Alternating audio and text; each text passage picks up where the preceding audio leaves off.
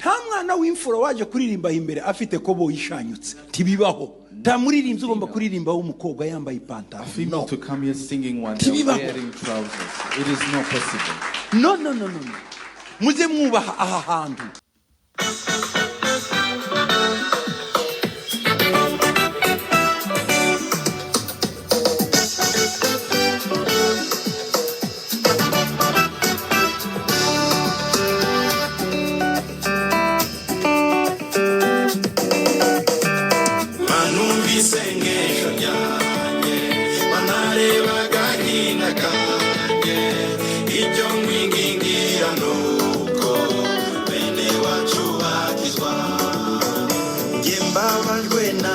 Ego reka mbifuriza ibihe byiza mwese nari nkumbuye ibihe byiza, umugoroba mwiza, igicamunsi cyiza, igitondo cyiza, byose ibihe murimo byiza bibabere byiza kandi bibanogere. Reka mbasuhuze kandi nisegura kuko hari hashize 2 cyangwa 3 ntaza kuri izi mikoro kugira ngo tuganire.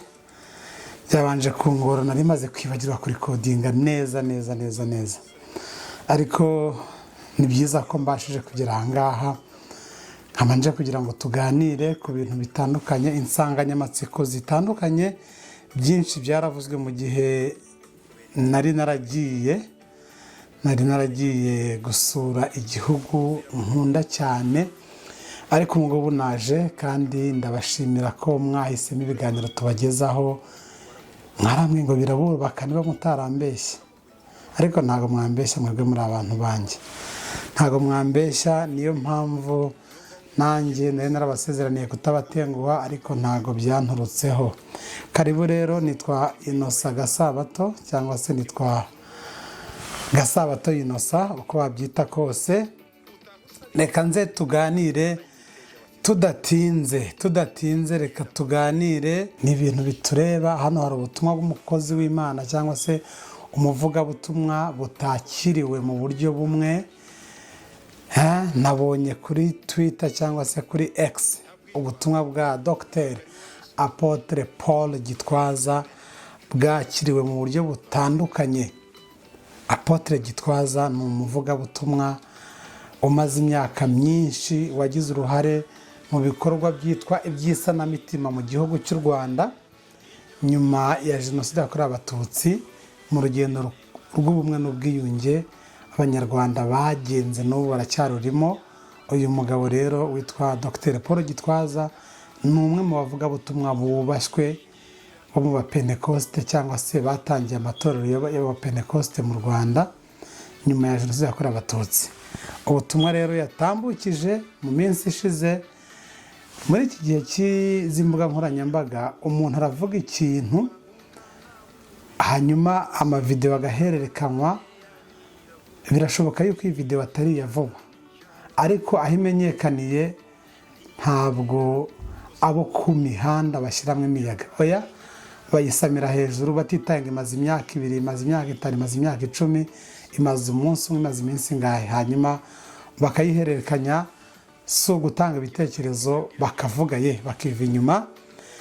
Reka numvikanishe agace gato k'iyi video, reka twumve icyo Gitwaza yavugaga kugira ngo imihanda yose imwihe kugera kuri ubu ngubu. Nabonye hari n'abavuga bati hari icyo yasubije, nacyo turaza kureba niba hari icyo yasubije, hanyuma twumve niba koko yaba yigarutseho cyangwa se yisubiyeho mu byo yavugaga mu butumwa yatanze. Nta mwana w'imfura watoboye amatwi keretse aba bazungu. No real man have just pierced their ears. Umwana w'umuhungu, a boy child to pierce their ears. nta mwana w'imfura waje kuririmba imbere afite ko boyishanyutse tibibaho. No a man who have come here on altar to sing with a tibibaho trousers. Kandi namwe murabibona wa pastor mukabyihorera. Tiyegira umukobwa, tiyegira umudamu uzaza ahimbere kubayobora yambaye ipantaro. No. Don't allow nta muririmbyi ugomba kuririmba w'umukobwa yambaye ipantaro. female to come here singing one day wearing trousers. It is not possible. No. Izi ni ingingo zitandukanye turazisengura mu buryo bwihariye. Respect for this Muri place. Sayoni ntushobora. In Zion temple you cannot do that. Umukobwa ahubwo ko araza yambaye ipantaro zimufashe utubuno twose tuneganega ko araramyande Imana cyangwa arimo arateza umwako urusengero ambara ijipo ryiza. Ndabasaba bashumba muri namwe abakristo mu nyumva amakorari yanyu yose tegera umukobwa uzongera kurimba yambaye ipantaro cyangwa gukora protocol yambaye ipantaro. Do not allow girls to come here when they're wearing pants here on the altar. Ntabwo mubuze amakanju hano n'ay'ubuntu muratoragura. You are not lacking the shops to buy dresses. Icya kabiri, Second, nta mwana w'umuhungu ugomba kuza gucuranga kugira afite amaherene mu matwi. no boy child who should come here to play here when they have earrings. Iherene rivuze iki? What does earring mean? Barishiragaho umuntu wanze gucurwa ngo abe imbata itahi iwabo nyuma y'imyaka 7 n'imyaka 50 basubizaga imbata zose iwabo. Ariko wanze akavuga ngo ngenda shaka gukomeza kuba kwa databuja bafataga uruhindu bagatobora ugutwi bagashira mu iherene. Bisobanura mwe mubona amaherene muyambaye ntimumenye impamvu. Iherene ni kuvuga ngo ndi imbata iteka ryose. Kuki abana bacu mwemera ko babimbata? Kamwa n'umuhungu wemerewe kwambara iherene. Ninshake mbengarukiye ahangaha avuze ibintu bitandukanye ndetse nabonye mwabivuzeho muri benshi, ariyo mpamvu nanjye nje kugira ngo ngire icyo mvuga, nanjye ntange igitekerezo cyanjye. Ngaho rero umukozi w'Imana ati gutobora amatwi, ipantaro ku bagore cyangwa se abakobwa kuri aritari bakaza kuririmba bambaye muri ubwo buryo, amadrede cyangwa se kwiboha imisatsi. Yavuze inkomoko yabyo abivuga ku bana b'abahungu cyangwa se abasore. Hanyuma hari n'ibindi byinshi yavuze avuga ati ari amadrede ni idini ya shitani. Ati ni idini ya shitani. Reka ndebe ko mbona icyo bagiye bamusubiza.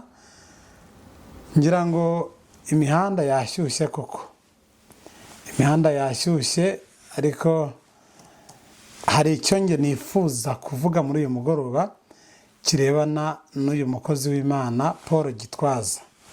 Ntabwo nzi niba muri bunshyire mu gatebo kamwe nawe cyangwa se niba ndi bwibeshye, ariko ni uburenganzira bwanjye nanjye nk'uko namwe ari uburenganzira bwanyu gutanga ibitekerezo byanyu ku ngingo zitandukanye. Reka ndebe, ntabwo mbona ko hari icyo yigeze avuga yivuguruza, kuko ndabona kuri Twitter ye ibiherukaho ari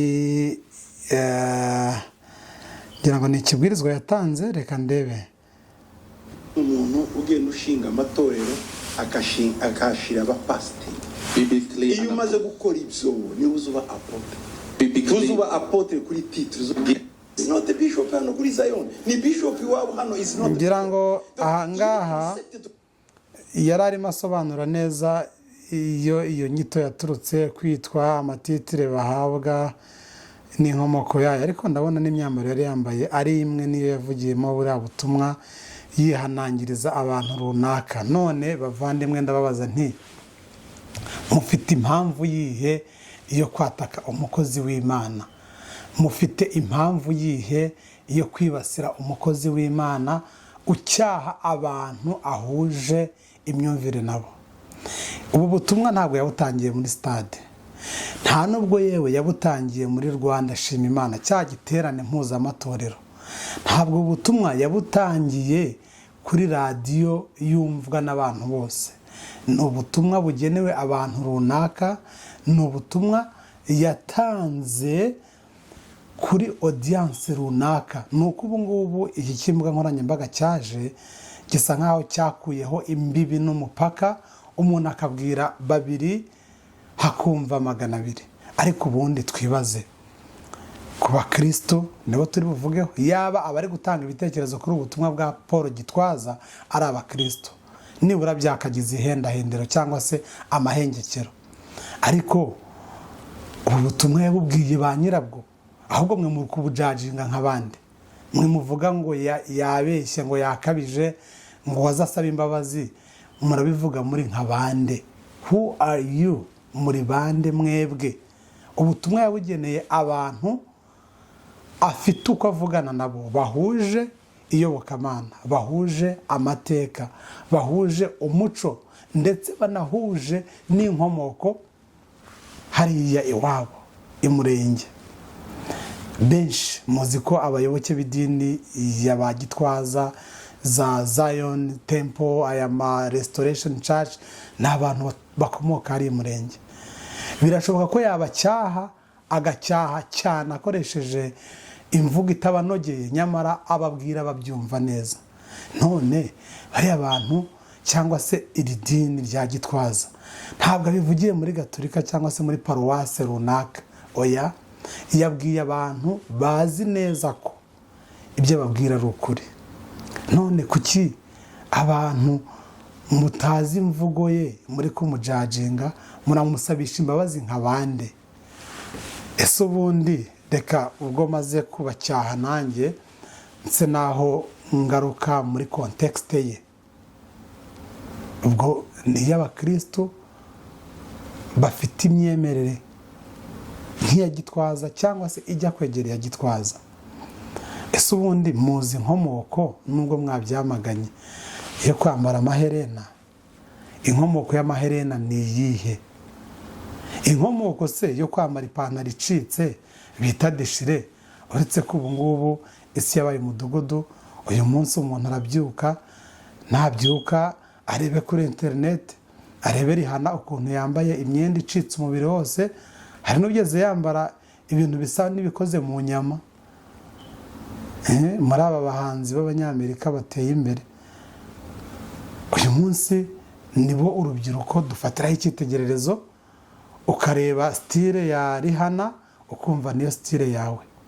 Ese kwavuga ngo ni idini ya shitani, ubundi itabaye idini ya shitani yaba idini yande? Hari amadini abiri ku isi. Ubundi kubivuga muri context ya Gikristo kuko yabwiraga abakristo, ntabwo yabwiraga abayisilamu cyangwa se abatagira idini. Oya, ntabwo Gitwaza yagiye gutangira ubutumwa mu isoko, yabutangiye ahantu hateraniye abantu bumva ururimi yavugaga, hateraniye abantu bazi uko bisanzwe bigenda, bazi neza ko kwambara ipantaro icitse uri umusore wihaye Imana, uri umuvugabutumwa, uri umuririmbyi, uri umudiyakoni, bazi ko baba barengereye.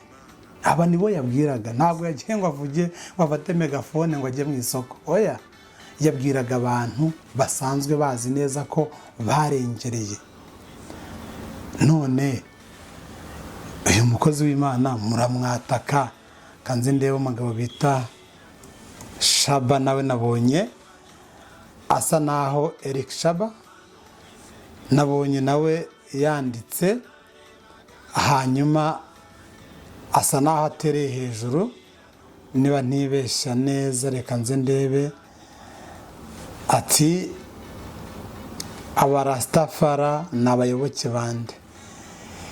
Ibi kwinjira mu byo yavuze ibi ngibi, ubundi abantu bafite biyobokamana bazi ko amadini ari abiri. Reka mvuga ko hari idini y'Imana n'idini ya shitani.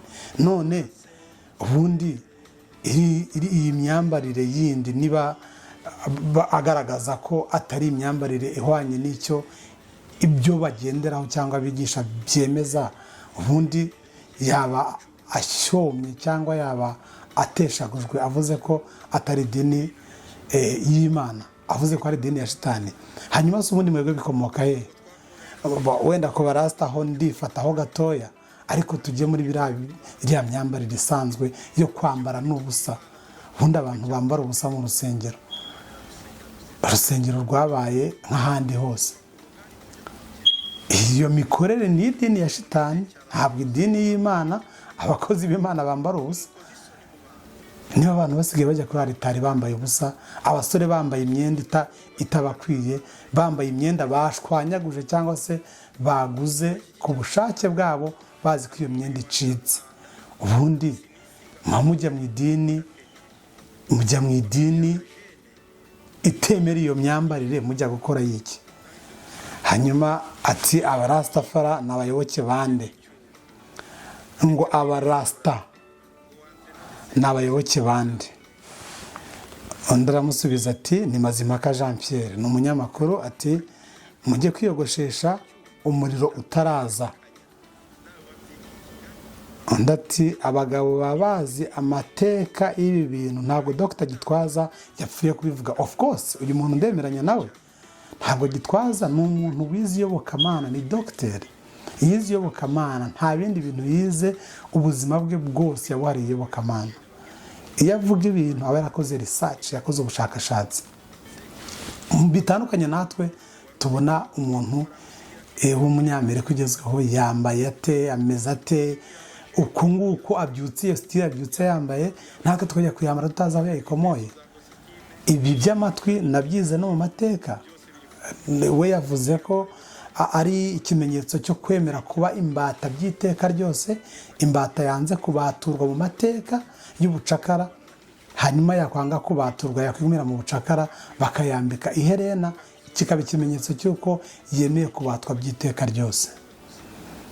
Ibyo wenda ni mu mateka, ariko mu mateka make twize nanone uburyo ibi bihugu bya Amerika byagiye biturwa, uburyo bajyaga bajya gutunda abacakara ku mugabane wa Afurika, bakabazirikanya amatwi n'amapingu, barangiza bakagenda ari umurongo umwe, babakubita ibiboko kuva muri Afurika bakagera muri Amerika, bakajya gukora mu nganda z'ibisheke, hanyuma uko bababoha babazirika n'ayo maherena n'amatwi barayatoboye kugira ngo batabasha gucika.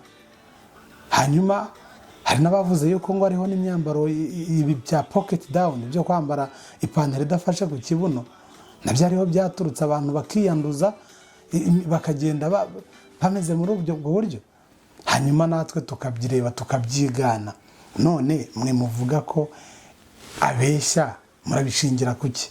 Yakoze ubushakashatsi, ariko nubwo yaba avuga ibitanogeye amatwi yanyu, icyo nge nifuza ko abantu bumva ni ukumenya target audience ya Gitwaza ni iyihe. Gitwaza ubu butumwa yabutangiye hehe?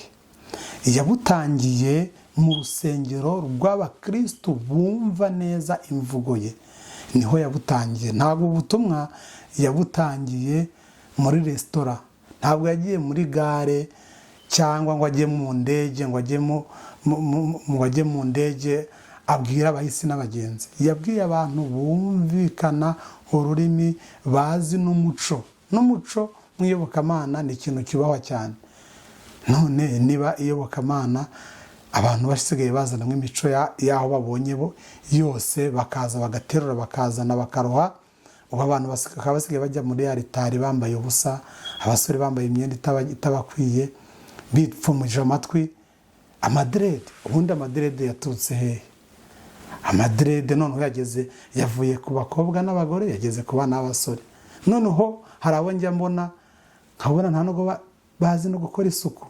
Hari abo ubona bafite iyo misatsi ariko ukabona ifite isuku, ariko abandi bigana bazi ngo amadrede cyangwa se gusuka ni inzira y'ubusamo yo kugira ngo umuntu agaragare neza atakoze isuku. Ugasanga umuntu w'umusore rwose imisatsi iratuma ivu, aheruka kwisukisha mu mezi 4 cyangwa 5, ashyizeho amarasita akagenda akamubaho iteka ryose, ukajya umunyuraho uko yakunyuraho ukumva ni nk'igikoko kubera umwanda uri ku mutwe we. None ibyo biragana hehe? None umukozi w'Imana araje arabicyashye, abanyamihanda baramwihaye. Pay attention, mujye mwitondera aba bantu ntabwo uzobahamagaye, ntabwo uzobahaye akazi. Abantu bajye bavuga ibintu bashatse, bavuge ko bikini n'ibyahehe, ariko nibigera ku bakozi b'Imana abantu bakwiye kujya bitonda, batazikururira imivumo batazikomoka. Ati uyu nundi Eric ati ubuhanga bwe sinjya mushidikanya, ati ni dini ya shitani. Reka numve icyo uyu nguyu yavuze. Reka nanone video tuyirangize kuko twari tumaze kumva igice cyayo.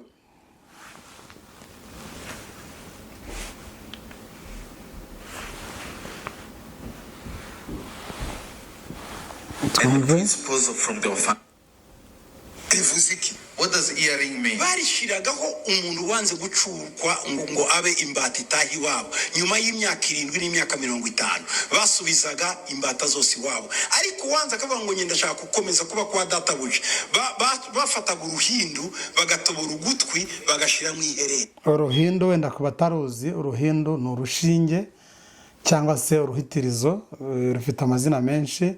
Umuntu wanga gutaha kwa shebuja cyangwa wahitagamo kwigumira kwa shebuja bafataga urushinge bakamushyiramo iherena, hanyuma kikaba ikimenyetso cy'uko uwo muntu yifuza kwibera aho ngaho. Katwumve bisobanura mwe mubona amaherene muyambaye ntimumenye impamvu ihenere no kuvuga ngo ndi imbata iteka ryose kuki abana bacu mwemera ko babimbata camwa no muhungu wemerewe kwambara iherene. The earring was a symbol of long-lasting slavery, someone who didn't want to go back to their homes, and they get the earrings as a symbol of slavery. Why are we allowing our sons to come here with earrings? Another thing. Camwa no muhungu wemerewe kuzaririmba afite amarasta ya misatsi y'amarasta. No, a boy who is allowed to come here to sing when they have dreads here. Ari amarasta. Those dreads. Ni dini yitwa Rastafari. It's a religion called Rastafari. Rastafari ni dini ya Satani. Rastafari is a certain. Rero abana barabyambara batazi ibyo ari byo. So these kids are wearing this without knowing. Rastafari is Satanism. Rastafari is a satanic. Go and wash your hair and cut your hair. Go and genda wiyogosheshe kandi uwozumu. Ugira umusatsi mwiza. Have a beautiful hair. Ikindi muzamugira wingi ntabwo uri wings. You are not a wings. Don't have udusatsi tumeze ngo twishitane tutudayimoni. No, gira imisatsi mizima. Don't have a hair that is carries like satanic. Have good hair. Muranyumva neza? Do you hear me? Ibi ndabibaguye kugira ngo ejo nejo bundi ariko mumera. Nimuva mugene muyogoshe mushindira imisatsi yanyu mube abana clean. Wash your hair and look niko umuco. And the principle. Ati mugende mwiyogosheshe mugire imisatsi myiza mugire imisatsi mizima. Ati mureke imisatsi y'abana ba shitani.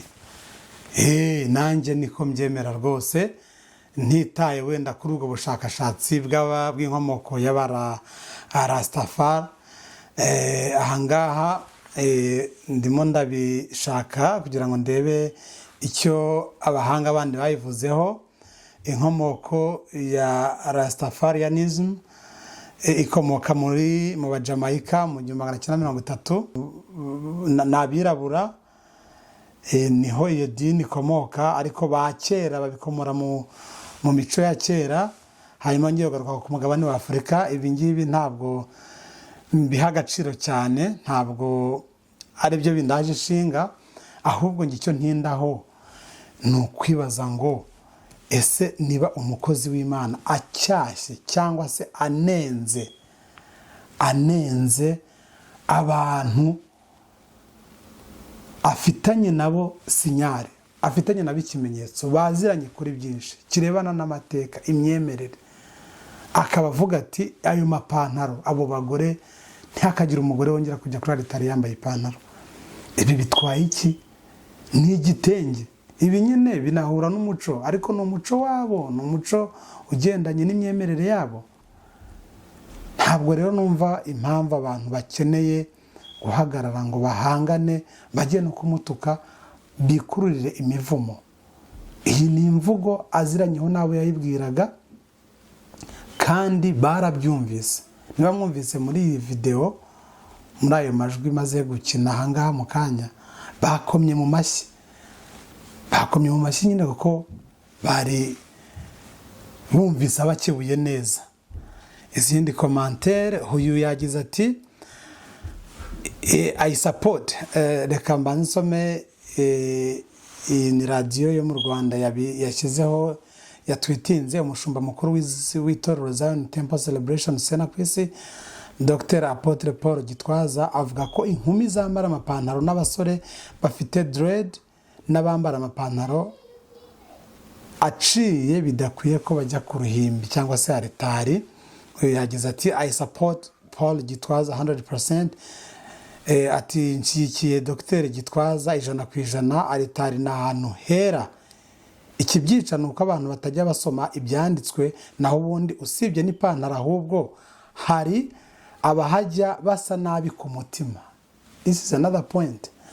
Amaherena nayo ku basore harimo n'ubujiji buvanze na wrong imitation, kwigana. Abakristo ntabwo bakwiye kwigana. Undi ati buri muntu agira discipline d'ordre interne, ariko gutuka cyangwa kwandagaza uwo mudahuje imico cyangwa se imyemerere ntabwo nemeranya nawe. Yego n'uburenganzira bwawe kutemeranya nawe, ariko kandi hari icyo wirengagiza. Urirengagiza ko yabwiraga abantu bahuje imico, ntabwo yabwiraga wowe, yabwiraga bariya bantu. Ntekereza ko ari muri Amerika yabasanze, nibo yabwiraga. Ntabwo yagiye ngo ajye kwihandagaza ngo ajye kuvugira ku isi yose, yabwiraga abo bantu.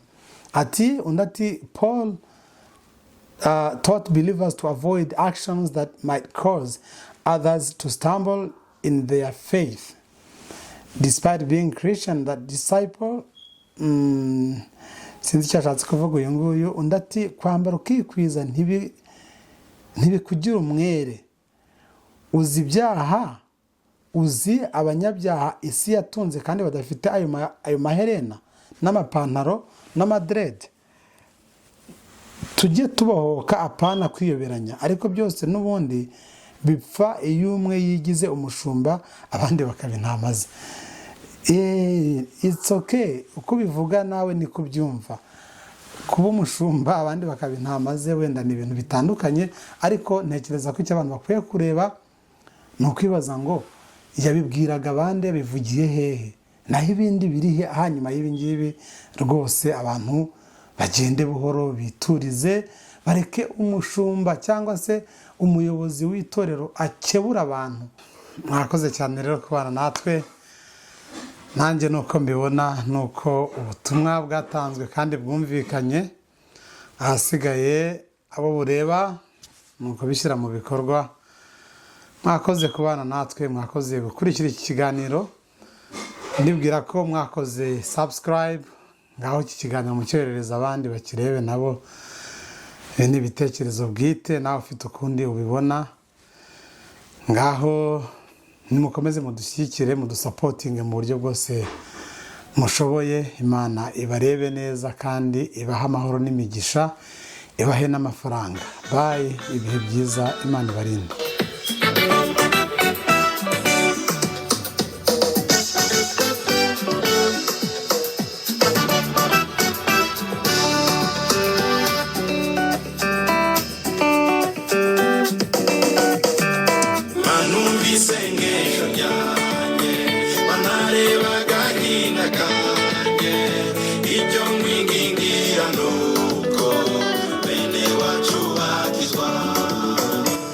Mbabajwe na ntabwi